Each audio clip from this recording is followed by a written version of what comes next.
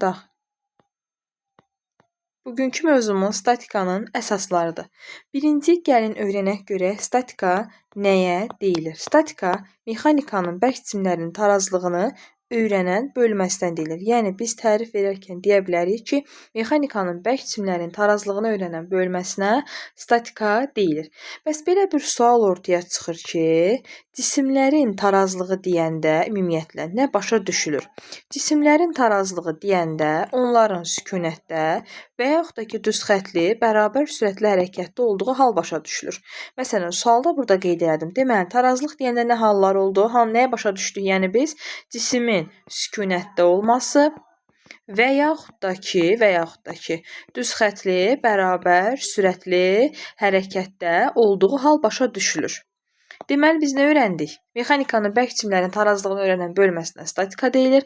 Cisimlərin tarazlığı deyəndə nə başa düşürük? Yəni, bu nə deməkdir? Cismin ya sükunətdə, ya da düz xətli, bərabər sürətli hərəkətdə olduğu hal başa düşülür. Biz bilirik ki, istənilən cisim irəliləmə hərəkətində olmaqla bərabər həm də hər hansı bir ox ətrafında fırlanma hərəkətindən ola bilər. Biz yəni mexaniki hərəkətin növlərinin keçəndə deyirdik ki, irəliləmə hərəkəti, fırlanma hərəkəti, yəni istənilən cisim həm irəliləmə hərəkəti eləyə bilər, həm fırlanma hərəkəti eləyə bilər. Ona görə də biz hər iki növ hərəkət üçün müxtəlif qüvvələrin təsiri altında cismin tarazlıqda qalmaq şərtlərini nəzərdən keçiriləcək. Ümumiyyətlə, belə bir anlayış var ki, biz bunu ağırlıq qüvvəsi mövzusunu keçərkən çox işlədirik bu birləşməni. Kütlə mərkəzi anlayışı. Kütlə mərkəzi nəyə deyilir? Cismə irəliləmə hərəkəti verən qüvvələrin təsir xətlərinin kəsişdiyi nöqtəyə deyilir kütlə mərkəzi. Bunu bir sadə nümunə üzərində göstərə bilərik. Məsələn, hər hansı bir səthdir. Səthin üzərinə düzbucaqlı formalı bir cisim qoymuşam. Deyirəm ki, F2 qüvvəsi, məsələn, buna deyəcəm F2. Deyirəm F2 qüvvəsi cismi sağ tərəfə doğru dartmağa çalışır. F1 qüvvəsi isə cismi sol tərəfə doğru dartmağa çalışır. Nəticə itibarilə hər iki qüvvə cismi irəlilətməyə çalışır da, düzdür?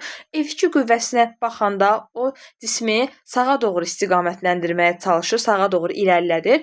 F1 qüvvəsi isə cismi sola doğru irəlilədir. Yəni, son nəticə buna biz gəlirik.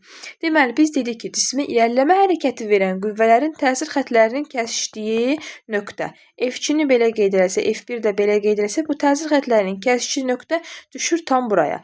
Bunu da fərqli bir qələmlə qeyd eləyək. Böyük A hərfi ilə işarə edirəm. Həmin A adlanacaq burada kütlə mərkəzi.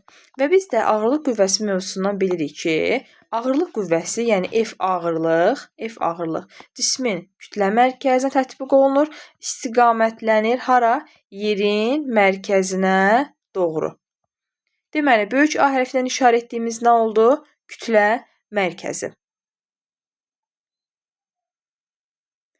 Belə bir sual yarana bilər ki, bəs bu kütlə mərkəzi, yəni və yaxud da ki, bu kütlə mərkəzinin vəziyyəti nədən asılıdır? Təbii ki, cismin həndəsi formasından, ölçülərindən, həmçinin də onda kütlənin necə paylanmasından asılıdır. Məsələn, üçbucaq üçün kütlə mərkəzini göstərsək, belə bir formada göstərə bilər. İndi mən sizə bəzi nümunələrdə göndərəcəm. Həmin o nümunələrdə yerləşdirmişəm. Kürə formasında olan cisim üçün də, silindir formasında olan cisim üçün də, halqa olan cisim üçün də, halqa formasında olan cisim üçün də qeyd etmişəm. Üçbucaqda da məsələn